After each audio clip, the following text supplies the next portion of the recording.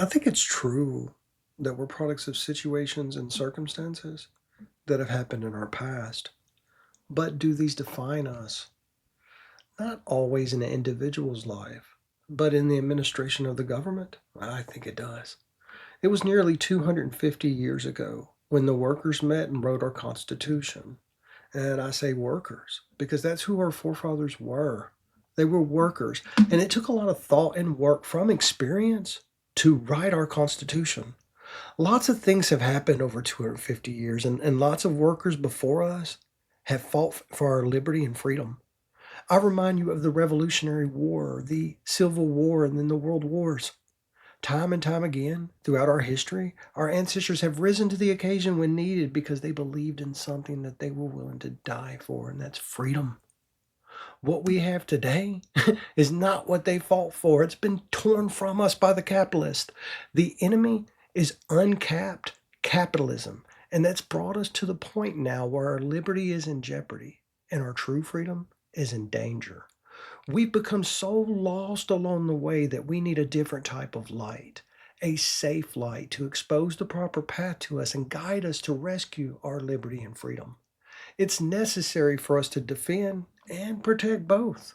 We're not in a good place here, and we have not been in one in decades. We have lots of real problems in our government and our communities, and we have very few leaders that really care for us. Most have been infected with that sickness called greed, and they've lost sight of the people altogether in their reasonings and almost every single subject. Our government is controlled now by the bureaucrats who represent the agenda of the monsters that our government and society has created, and that's the modern billionaires. Monsters are real, a friend of mine once told me, and they could not have been more right.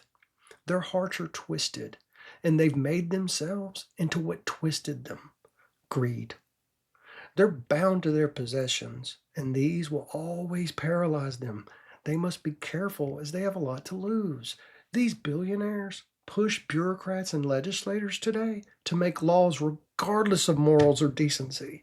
These billionaires that some admire and idolize are the product of a defective system known as capitalism.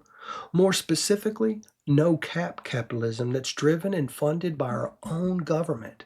This current form of capitalism is slavish to the majority of our society, and I mean, think about it. We have single mothers out here working two or three jobs to pay the bills, and we have elderly people doing the same thing just to purchase life saving medications at the pharmacy. All the while, we have others in our society traveling the world in private jets, eating the best food and having the best medical care and not even knowing what a weekend is. I have to say, really? And wow. I don't have to ask myself. But some of you might wonder if this is equality. Absolutely not. What we have is a fundamental flawed system. We live in a carefully structured system where corruption is actually rewarded. Not just big business corruption, but this poison, it's worked itself through the entire social structure. Moreover, when the government, inside of our government, this corruption runs rampant, as most our representatives, they speak poison to us. They speak it with two tongues. And we have only the judicial system to give us justice in the land, and it's overburdened. The normal workers, well, like you and I, they're overtaxed and overlawed. However, how did this happen? Well, the short answer is compounded greed over decades. It seems no matter how much the government tries, through those tools of the Federal Reserve, they manage only to make the rich richer. They use this process of monster making, whereas they actually print money and constantly pump it into a defective system, which ends up only in these billionaires' hands. Some workers in our government, they possibly have good intentions to help the average person like you and I, but the system is absolutely broken. And it only makes monsters now. It makes them by getting the rich richer and the poor poorer. Really think about it.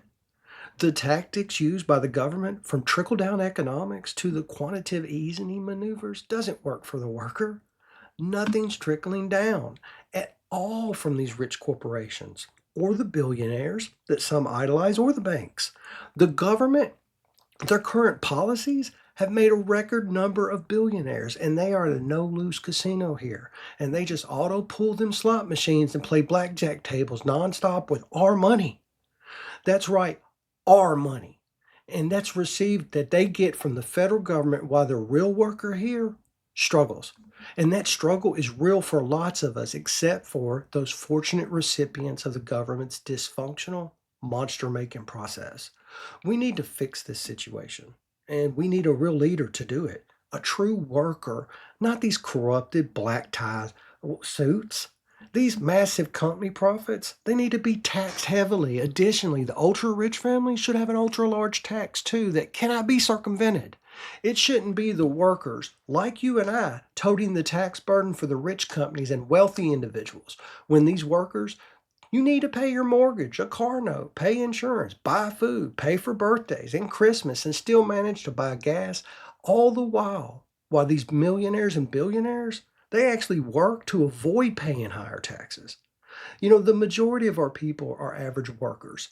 And in our society and the system, it's obviously broken for us. I was talking to someone the other day about an analogy that they had made of around a childhood board game called Hungry Hippos. And they explained that it felt like to them that their hungry hippo was broken before they were even born. The rich had captured all the balls on the hungry hippo game before they were even born. No one even has a real chance to play the game. Now, reflecting on that, the truth is most people are just existing here with little to no real benefits and no true retirement in most cases. The bureaucrats, they chiseled away at our medical benefits and retirement. It's just pure simple greed. I don't think that billionaires should even exist as they are a danger to our freedom. Just look at what they've done to our liberty and freedoms. Hard work should absolutely be rewarded, no doubt. But we need a cap on that reward, a cap on capitalism, a limit to the amount that one can accumulate. Otherwise, this is what we have, a chaotic mess in which these ultra rich are calling the shots for everyone generation over generation. 1% of the population has 95% of the wealth. Just wow. Think about that. This is causing young families to struggle and our elderly to starve or go without needed medicines. Moreover, we're all kept divided in a carefully constructed system by classes, education, races, political views, religious beliefs, and even our own employment. And these divisions, they help keep the fundamental truths from us. One being our own enslavement, and the other our blindness to it. If you look at the current situation with enlightenment, you cannot do so without recognizing that a major problem exists. But it's so overwhelming that to see all the problems, we need a clear picture.